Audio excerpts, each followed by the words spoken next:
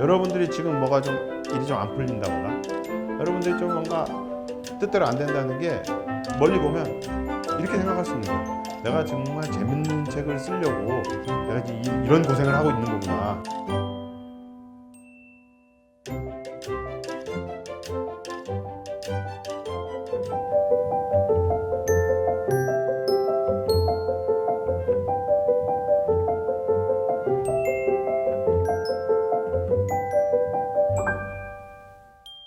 내가 즐거우면 세상도 즐겁다.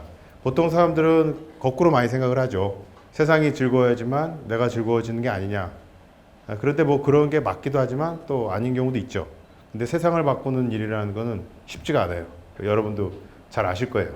그렇다면 저를 바꾸고 오히려 나를 바꾸는 것이 더 빠르고 또 그것이 나한테 더 도움이 되는 경우가 훨씬 많죠. 그래서 그 방법을 제가 생각하는 방법을 여러분에게 네 가지를 알려드리는데 첫 번째 이제부터 난 짬뽕. 예. 이게 무슨 말인가 싶을 거예요. 최근에 이제 짬뽕에 관한 프로그램을 지금 한국과 중국, 일본을 거치면서 지금 찍고 있어요. 다큐멘터리를. 과연 짬뽕은 어디서부터 시작된 음식인가? 예. 그래서 찾아가고 있어요. 그 얘기를 잠깐 해드릴 텐데 자, 요 짬뽕이 바로 여러분이 알고 있는 나가사키 짬뽕 아시죠? 나가사키 짬뽕. 예, 원조. 예, 이것이 진정한 나가사키 짬뽕입니다. 그래서 여러분이 그래서 나가사키를 갔다 왔어요. 나가사키 짬뽕을 먹으러. 그러니까 나가사키 짬뽕의 원조로 기억되는 집이 한 집 있어요. 바로 사헤루라는 너무나 평범한 중국집 이름이잖아요. 사헤루라는 집이 있는데 거기서부터 시작이 됐습니다. 예. 거기서 이제 어떻게 시작됐는지 잠깐 보면 20세기 초에 그 나가사키가 이제 국제 항이었어요. 그래서 중국인 유학생들도 많이 들어오고 또 서양물도 많이 들어왔던 그런 항구예요. 그런 곳에 이제 아무래도 유학생들도 같이 따라오게 된 거죠. 중국인 유학생들이 선진 문물을 배우려고 일본에 왔는데 그때 이제 보니까 돈이 없잖아요. 그러니까 이 중국집 사회로 사장님이 우리 가난한 유학생들을 위해서 좀 간단하게 요리하면서 좀 배부르게 좀 먹게끔 할 수 있는 요리가 없을까? 이렇게 해서 개발한 요리가 바로 짬뽕인 겁니다. 그 다음에 이제 또 일본을 여러 군데 돌아다니면서 짬뽕으로 이름난 집을 찾아갔어요. 그 중에 한 집이 바로 이 다케오시에 있는 이대 짬뽕이라는 이 말이 이게 위에가 이대, 여기가 짬뽕 이렇게 써 있죠. 짬뽕이라고 써 있죠. 그래서 이곳에 짬뽕이 유명하다고, 특히 야채 짬뽕이 유명하다고 해서 갔었어요. 그래서 먹어보니까 이렇게 생겼어요. 야채가 그냥 산더미 같이 있는 거예요. 그래서 이 사장님한테 어떻게 이런 짬뽕을 만들게 됐느냐 물어봤더니 이것도 예전에 이쪽에 광산 이 집이 60년이 넘은 집이에요. 근데 여기서 야채 짬뽕을 만든 이유가 바로 탄광 광부들 다 이웃 사람들이잖아요. 막 석탄 먹고 이렇게 먹고 왔을 때 좀 배부르고 좀 건강도 좀 챙겨줄 수 있고 뭐 이런 것을 또 만들 수 있지 않을까 해서 기왕 이 짬뽕을 볶을 때 야채를 좀 더 듬뿍 넣고 아무래도 햇빛을 못 보고 이러니까 그렇게 해서 좀 만들기 시작한 음식이 바로 우리 집의 야채 짬뽕이다 이런 거예요. 굉장히 그래서 지금은 탄광촌이 없고 그런 분들은 안 계시지만 짬뽕은 이렇게 남아서 이렇게 즐기고 있는 거죠. 여기는 샤먼이라는 도시예요. 바로 대만의 건너편에 있는 조그마한 도시인데 이 집도 3대가예요. 할아버지, 아버지, 아들이 3대가고 이 집은 사람들이 점심 때 가니까 바글바글해요. 그 이유를 봤더니 여기 잘 보면 여기 만두예요, 만두. 고기 만두. 여기 지금 5원이에요, 5원. 예, 5원이면 어느 정도냐면 1,000원이 안 돼요. 하나에. 우리나라 돈으로. 그 정도 가격이에요. 그리고 여기 있는 메뉴들은 2,000원이 넘는 게 없어요. 아무리 뭐 물가 수준이 그렇다도 너무 싼 거죠.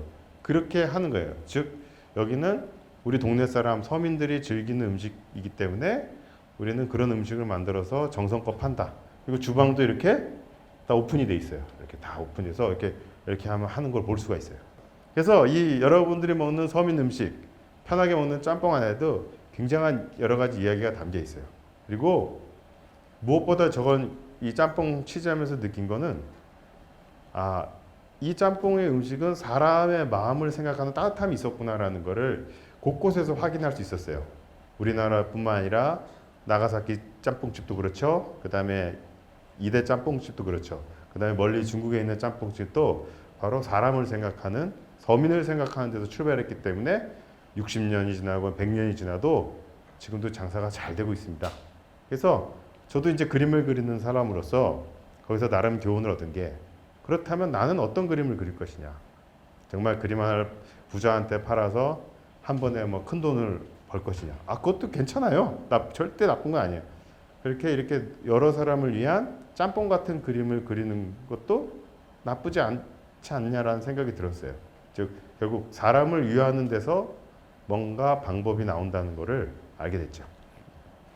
그래서 사람을 위하는 게 제가 생각하기에서 내가 즐거움은 세상도 즐겁다는 거에 첫 번째. 그래서 저는 제 그림, 특히 제가 하는 작업이 이 짬뽕과 같으면 하는 생각을 하게 됐습니다.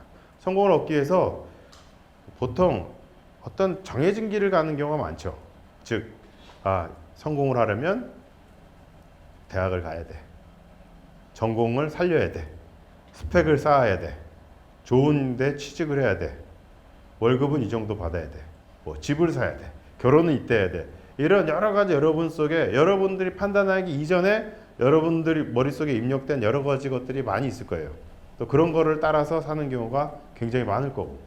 그런데 실제로 여러분을 즐겁게 하는 일들은 바로 그 길보다는 바로 길 가에 있는 경우가 많이 있다는 거죠. 바로 이 지도 보면 인도네시아잖아요. 인도네시아. 여기를 올 초에 갔다 왔어요. 그래서 이제 세계 테마기행 촬영차 다녀왔는데 그 중에서도 가장 인상 깊었던 것이 바로 오랑우탄을 만났던 일인데요. 여러분들이 오랑우탄 하면 그게 무슨 뜻인지 좀 궁금할 거예요. 여기에 인도네시아 말인데 오랑이라는 말은 사람이라는 뜻이고 우탄은 숲이라는 뜻이에요. 그러니까 그 두 개를 합치면 숲에 사는 사람이 되겠죠. 그렇게 해서 오랑우탄이 먹이를 주는 장소가 있어요. 그러면 거기다 먹이를 깔아놓고 레인저들이 이렇게 부르면 나무 위에서 하나둘씩 내려와요. 그걸 먹고 가요.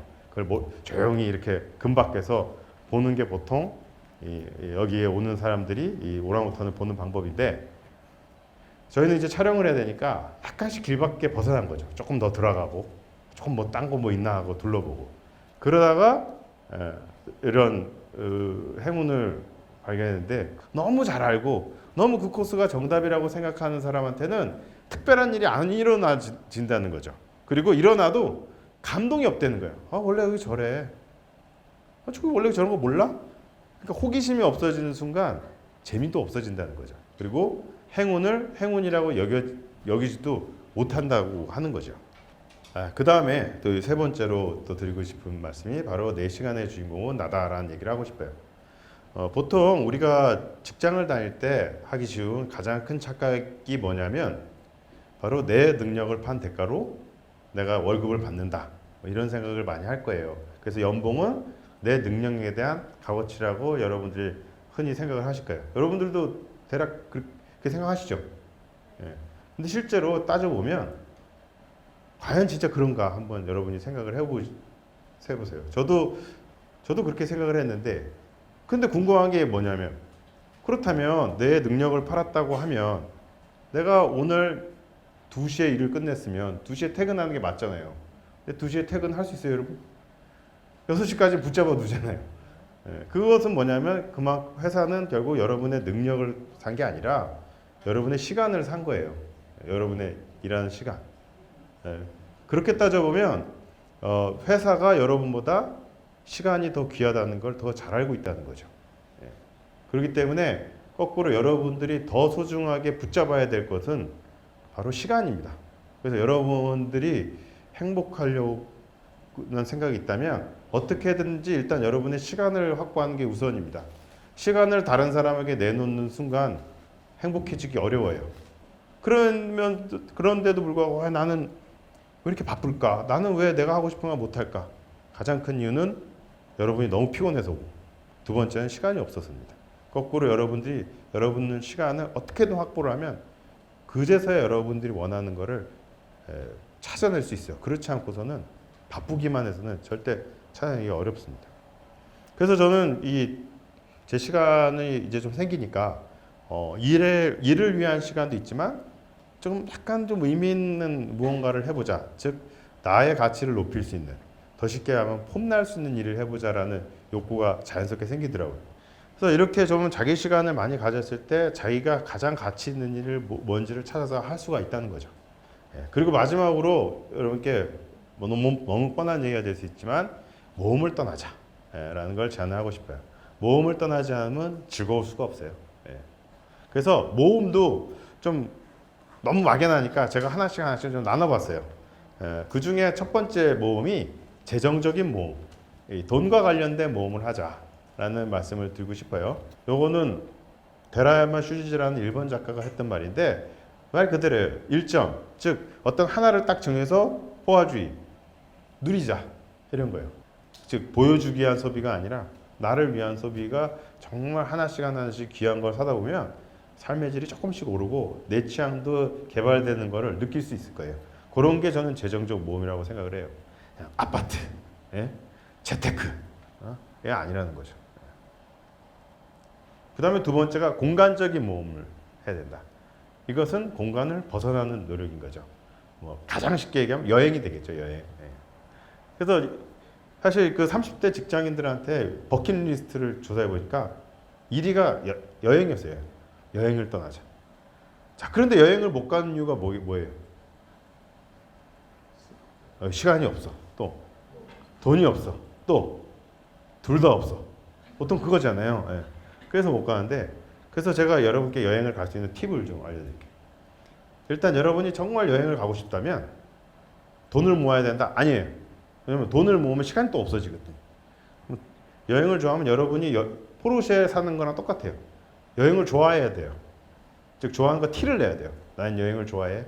그러면서 SNS에도 올리고 블로그에도 올리고 책도 읽고 뭐 정보도 좀 찾아보고 이렇게 막 쑤셔보는 거예요. 여행을 가면 좋은 게 여러분의 현재 모습을 다른 사람하고 비교하지 않을 수가 있어요. 왜냐하면 세상에 참 다양한 방식으로 다양한 식으로 살아가는 사람이 있다는 것만 알아도 그 여러분이 다른 사람의 말에 휘둘릴 가능성이 점점 적어져요.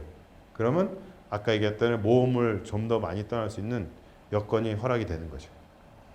예. 그 다음에 마지막으로 이제 시간적 모험이라고 볼 수 있는데 아까도 잠깐 얘기했지만 시간이라는 게 굉장히 귀한데 이 시간을 내가 귀하다는 걸 종종 잊고 있어요. 물론 머릿속은 알고 있지만 여러분들이 그 귀한 시간을 야근에 바치고 출퇴근에 바치고 뭐 이런 경우가 너무 많은 거죠. 그걸 다시 찾아와야 돼요, 여러분들이. 그 중에 한 가지 방법이 기록하는 거예요, 기록. 여러분이 기록을 하면 여러분이 여러분 시간을 지금 어떻게 쓰고 있는지를 확실하게 알 수 있어요. 예. 그리고 그나마 여러분들이 그 시간이 어떻게 보내는지를 인지를 할 수가 있는 거죠. 예. 그래서 그래서 평소에 뭐 일기를 써라 뭐 이런 것도 따지고 보면 자기 반성 뭐 이런 거보다 내 시간을 온전히 확보하기 위해 수단이 되기 때문인 거죠.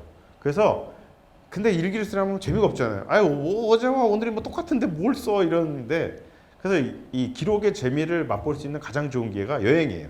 그래서 여러분들이 한번 여행을 갈 때 보통 카메라를 다 필수적으로 가져가잖아요. 한번 여러분 카메라를 버리고 한번 가보세요.